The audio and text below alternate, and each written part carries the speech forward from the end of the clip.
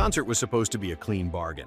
The artist brought the music, the crowd brought the noise, but the stage demanded a second job too, surviving the night when a body started failing in real time. These were 15 artists who kept playing while they were terribly ill. Number 15. Carl Wilson.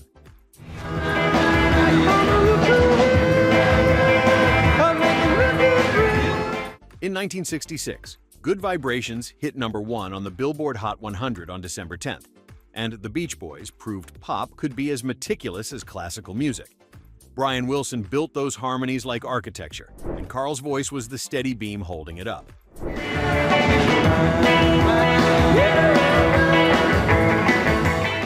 Early in 1997, Carl was diagnosed with lung and brain cancer and still joined the band on a 1997 summer tour, double-billed with Chicago, while undergoing chemotherapy.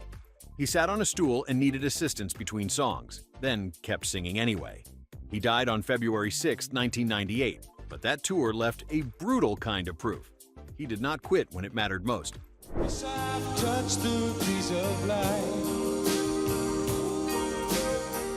Number 14. Warren Zevon. He's just an excitable boy. In 1978, Excitable Boy introduced a songwriter who sounded like a late-night newspaper, funny, dangerous, and too sharp to ignore. Werewolves of London became his best-known hit, peaking at number 21 on the Billboard Hot 100, a pop success hiding an adult worldview.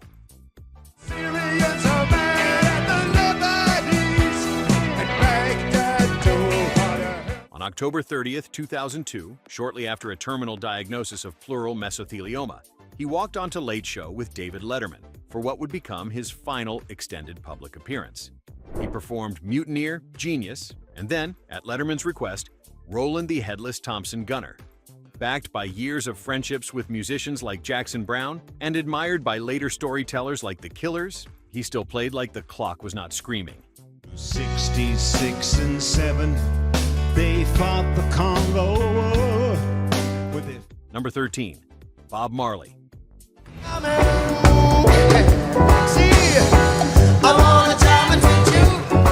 On September 21, 1980, a jog in New York's Central Park ended with him collapsing, a frightening moment tied to the brain cancer that was already advancing.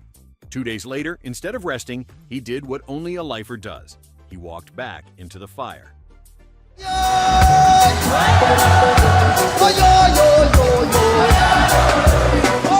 On September 23, 1980, he played the Stanley Theater in Pittsburgh on the Uprising Tour, the final concert of his life. Uprising had just arrived that year, and his catalog already stretched into global culture, with estimated sales later pegged at more than 75 million records worldwide. He closed with Redemption Song. Then the touring stopped forever. The ripple kept spreading, reaching artists like The Police, UB40, and Lauryn Hill. Fighters, rise and take your stance again. See who fights and run. Number 12. Prince.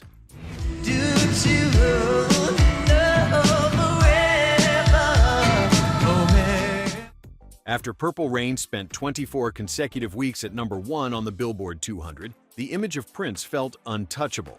A one-person storm mixing funk, rock, and pop into one language. The reality, even for legends, was still human skin. While catching ground to ride away perching. In April 2016, his Piano and a Microphone tour dates in Atlanta were postponed due to illness, then rescheduled. He performed what became his final show on April 14, 2016 at the Fox Theater, despite still not feeling well. He even apologized to fans and said he was under the weather, then played anyway, including Purple Rain. Less than a day later, his plane made an emergency landing and he was hospitalized. Artists like Lenny Kravitz, D'Angelo, and Bruno Mars kept carrying his influence, but that night showed the cost.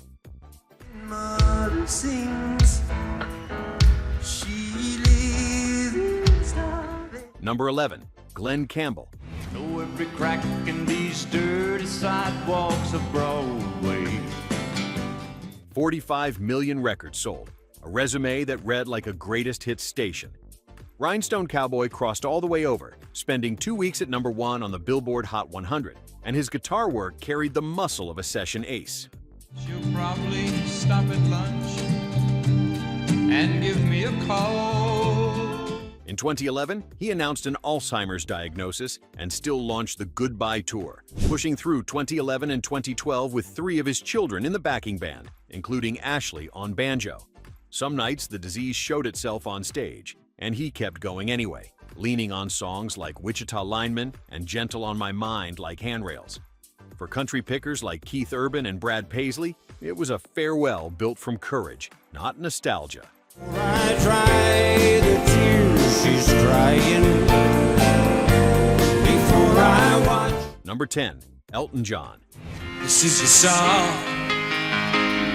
It may be quite simple, but I played and sang my heart, out until my voice could sing no more. That line landed because his career already carried impossible numbers. Candle in the Wind 1997 has been credited with worldwide sales of around 33 million copies, and decades of hits were still filling stadiums. That you down, you're flying.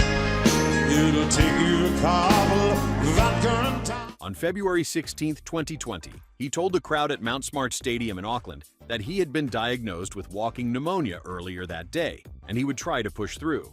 He did, until the voice finally failed, and he had to end the show early in tears. With Bernie Taupon's words and a band trained for arena precision, he kept playing until the body refused.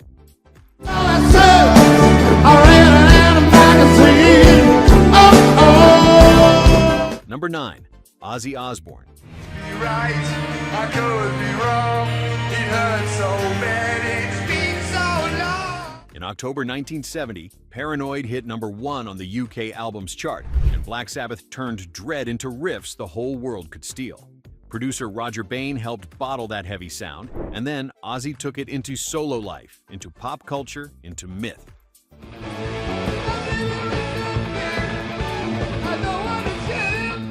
On January 21, 2020, he publicly revealed a Parkinson's disease diagnosis, saying he had been diagnosed in February 2019.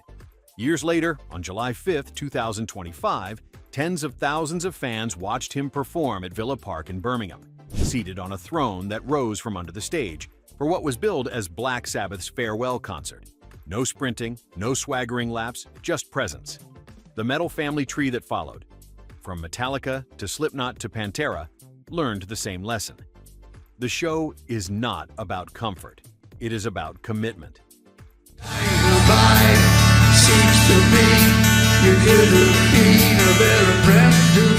Number 8. Elvis Presley.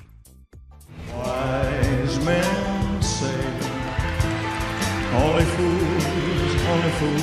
In 1977, the touring schedule did not care about warning signs. Elvis was the face on lunchboxes and the voice on every jukebox. But the final year showed how fame could keep the machine running long after the engine was struggling. Step on my blue suede shoe. Well, you can do anything but lay off on my blue suede shoe. His final concert took place on June 26, 1977 at Market Square Arena in Indianapolis. He was visibly in poor health, yet he still delivered a full set built on standards like CC Rider and ballads that demanded breath control. He died 7 weeks later on August 16th. 1977, and that gap made the last show feel even heavier in hindsight. My brain is flaming, I don't know which way to go. Yeah. Number 7. T-Boz.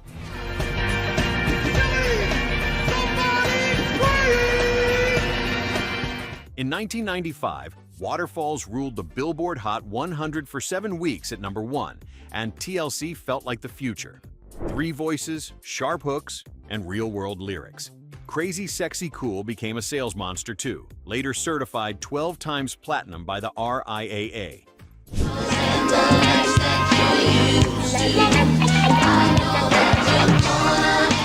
Behind the choreography, Tyon Watkins, known as T-Boz, had been diagnosed with sickle cell anemia as a child and had been in and out of hospitals since age 7. She went public about it in 1996, then spent the rest of her career balancing touring against a painful, unpredictable disease. With Lisa, Left Eye Lopes, and Rosanda Chili Thomas beside her, she kept performing anyway. And that toughness echoed in later artists from Destiny's Child to Rihanna.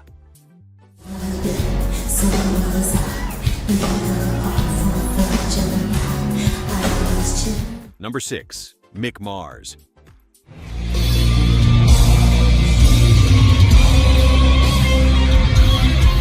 On August 28, 1989, Dr. Feelgood arrived, and Mötley Crüe hit number 1 on the Billboard 200, their loudest commercial peak.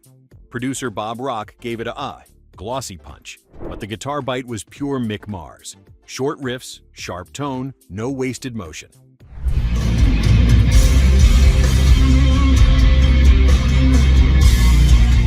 That efficiency was survival. Mars has lived with ankylosing spondylitis, a disease that can fuse the spine, and has discussed being symptomatic from a young age. While the band sold the fantasy of excess, he often played through real pain, night after night, tour after tour. He ultimately retired from touring in 2022 due to health issues, but the template stayed.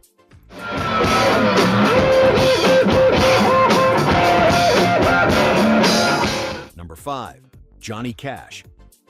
At a roadhouse out on the Michigan line, there was a kid on the floor. On July 5, 2003, the room already knew it was watching something fragile. His American recording series with Rick Rubin had resurrected him artistically, and American 4, The Man Comes Around, had gone platinum, his first non-compilation album to do so in decades. Keep a close watch on this heart of mine. I keep my eyes wide open all the time. That night, at the Carter family fold in Hilton's, Virginia, he read a statement he had written shortly before taking the stage. "The spirit of June Carter overshadows me tonight," he said, then introduced Ring of Fire, a song tied to their life together. June had died on May 15, 2003, and Johnny was visibly worn down, but he kept performing anyway. Never slow down, I'm traveling. My mind untangling, my mind. Number 4. Jerry Cantrell.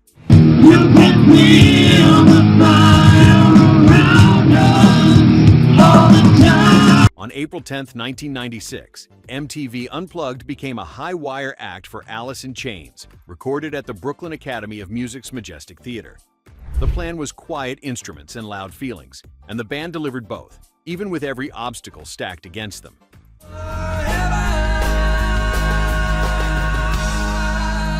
Something's gotta turn out around. Cantrell was suffering from food poisoning from a bad hot dog eaten before the gig, and a trash can was placed next to him on stage.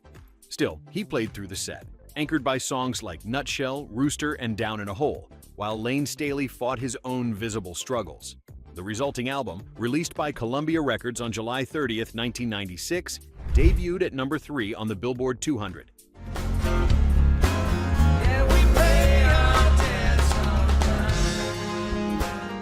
Number 3. Axl Rose.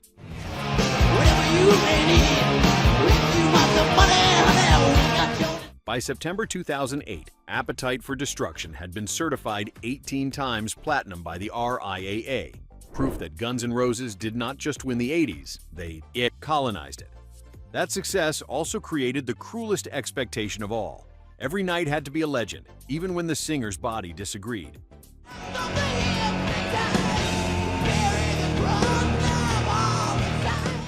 On July 21, 1992, at the Pontiac Silverdome in Pontiac, Michigan, after finishing You Could Be Mine, he became ill on stage and left soon afterward. Then he returned, apologized for the poor performance, and the band performed the song again. With Slash, Duff McKagan, Gilby Clarke, Matt Sorum, and Dizzy Reed powering the sound, the show kept moving.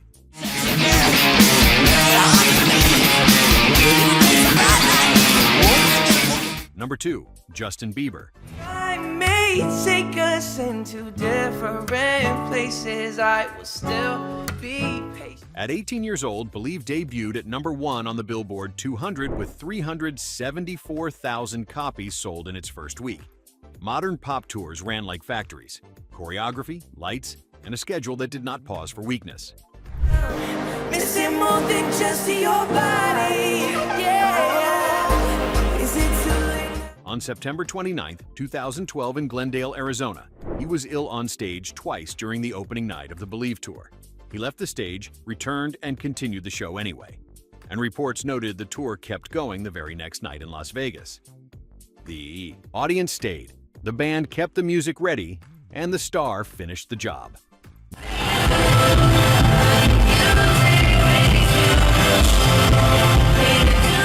Number 1. Tony Bennett. Smile, what's the use of crying? 20 Grammy Awards, a career that bridged swing, rock eras, and the streaming age, and a voice that made the American songbook feel like home. Even late in life, he kept rewriting what longevity looked like, and Cheek to Cheek with Lady Gaga debuted at number 1 on the Billboard 200. Out together dancing cheek to cheek.